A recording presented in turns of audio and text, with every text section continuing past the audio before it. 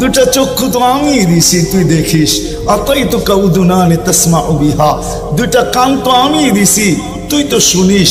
আতাইতুকা লিসানান তানতিকু B, জবান তো আমি দিছি, বাক শক্তি তো আমি দিছি, তুই বলিস। আতাইতুকা আকলান তুমাইয়িজু বি, আকল তো আমি দিছি যেটা দিয়ে তুই ভালো মন্দ বুঝিস। আতাইতুকা কলবান তাতাফাক্কারু বি, দিল তো আমি দিছি যেটা দিয়ে তুই চিন্তার বোঝা উঠাস। আতাইতুকা ইয়াদানি তাবতিশু বিহা, দুটা হাত তো আমি দিছি যেটা দিয়ে তুই ধরিস না, কর্ম করিস। আতাইতুকা রিজলানি তামশি বিহা, দুটা পাও তো আমি দিছি যেটা দিয়ে তুই চলিস। আমা কুনতা সাগীরা ফাকাব্বারতুক, তুই তো কতই না ছোট ছিলি, তোকে বড় তো আমিই করছি। আমা কুনতা দাঈফা ফাকাওয়াইতুক, কেমন না দুর্বল ছিলি তুই, আমি তোকে সুঠামত্ব দিছি। আমা কুনতা জাহিলা, মার পেটের থেকে অজ্ঞ আসছিস, ফাআল্লামতুক, আমি তো তোকে শিক্ষা দিছি। কুনতা মিসকিনা ফাআগনাইতুক, তুই তো নিশ্চয় ছিলি, স্বয়ং সম্পূর্ণ তো আমিই করছি।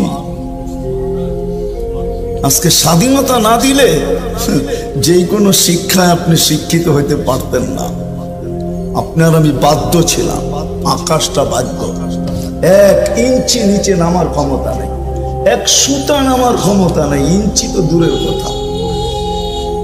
তারপরে আল্লাহ বলছে আকাশ দিয়া বুঝে আসে না, তো উনদুরিলা শামসি ওয়া শাওয়াইহা, সূর্য দেখো আর কিরণ দেখো, এটাও যদি বুঝে না আসে তাহলে উনদুরিলাল বিহারি ওয়া আমওয়াজিহা, সমুদ্র দেখো আর তরঙ্গমালা দেখো, এটাও যদি বুঝে না আসে তো উনদুর ইলাল জিবালি ওয়া ইস্তিকরারিহা, লালমাই পাহাড়ে চলে যান আর এটাকে ভালো করে দেখেন, বললেন যে আল্লাহ বলে পাহাড় দেখার দৃঢ়তা দেখ, এটাও বুঝে আসে না তো উনদুর ইলাল আরদি ওয়া ইত্তিসাইহা, জমিন দেখার প্রশস্ততা দেখ। বাসাতুল আরদ আলা মাইল জামাত, পানির উপরে বিছায়া রাখছে, পানির উপরে। 1 লেয়ারের পানি না, কয়েক লেয়ারের পানি। যান কুমিল্লার শিক্ষিত মানুষগুলাকে জিজ্ঞাসা করেন, অনেক দিন ধরে তো বাংলাদেশের শিক্ষার হারের ভিতরে কুমিল্লা 1 নম্বরে, আগে অন্য জেলা ছিল মনে হয়, এখন কুমিল্লাই 1 নম্বরে। জিজ্ঞাসা করে দেখেন শিক্ষিত মানুষগুলাকে, একটা লেয়ার আছে, পাম্পের দরকার হবে না আপনার, ওই পর্যন্ত পাপ ঢুকাইতে পারলে 20 তলা পর্যন্ত পানি এমনি যাবে। জিজ্ঞাসা করেন, আছে না একটা লেয়ার পানি? কয় লেয়ারে আছে নিচে পানি? আল্লাহ বলে পানির উপরে বিছায়া আছে। তোমাকেও বাধ্য করতে পারতাম, শিক্ষা আমি দিলাম আর তুমি আমার বিরুদ্ধে বলবে, তাই না? শিক্ষা কে দিছে? হ্যাঁ, কে দিছে?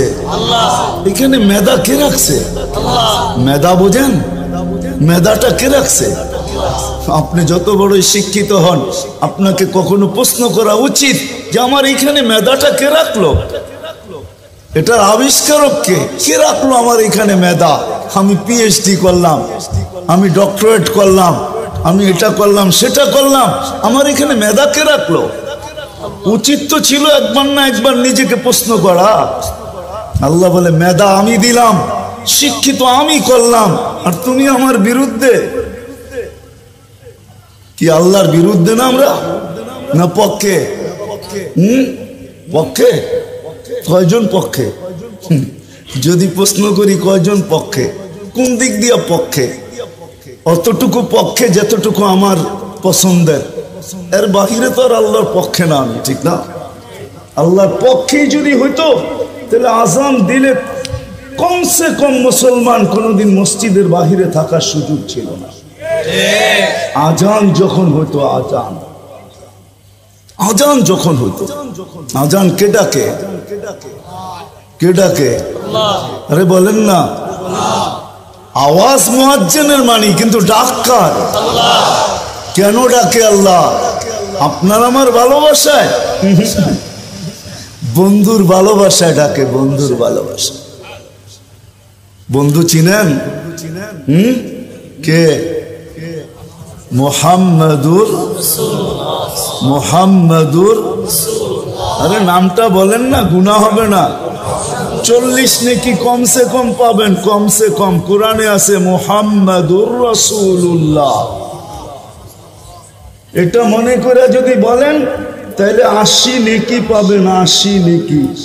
মুহাম্মাদুর, হ্যাঁ 80 নেকি পাবেন। কোরআনে আছে সূরা ফাতার ভিতরে, মুহাম্মাদুর রাসূলুল্লাহ ওয়াল্লাযীনা মাআহু আশিদ্দাউ আলাল কুফার রুহামাউ বাইনাহুম। কোরআন বলতেছি আমি, বন্ধুর ভালোবাসায় পড়া দায়িত্ব নিছেন। নাইলে ওলামা এখানে বহুত আছে, আমি চেহারা চিনি, আমার চেয়ে বেশি বিজ্ঞ আছে। ওলামা বলতে পারবে না কোন উম্মতকে ডাকার দায়িত্ব আল্লাহ নিছেন, নামাজ সবাইকে দিছেন। মুসা আলাইহিস সালামের মতো নবীকেও নামাজ দিছেন, উম্মতকেও নামাজ দিছেন, ডাকার দায়িত্ব নেন না। বললে পড়লে দিব, না পড়লে শাস্তি, বইলা ছেড়া দিছেন।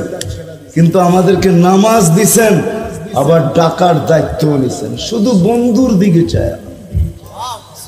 হাদিস আমাকে এটাই বুঝায়। মুসা আলাইহিস সালাম যখন 5 ওয়াক্তে চলে আসছে, তো মুসা আলাইহিস সালাম তখনও বলতেছিল কমায়া নিয়ে আসেন আরো, আমার উম্মত 2 বেলা পড়ে না, আপনার উম্মত 5 বেলা কোত্থেকে পড়বে। কিন্তু আল্লাহর রাসূল বলতেছিলেন 9 বার গেলাম, এখন লজ্জা লাগে, আর কতবার যাব। আমার মনে হয় যদিও মুখে ছিল লজ্জা লাগে আর কতবার যাব, আমার মন বলে ভিতরে উম্মতের জন্য ব্যথা ছিল, ব্যথা।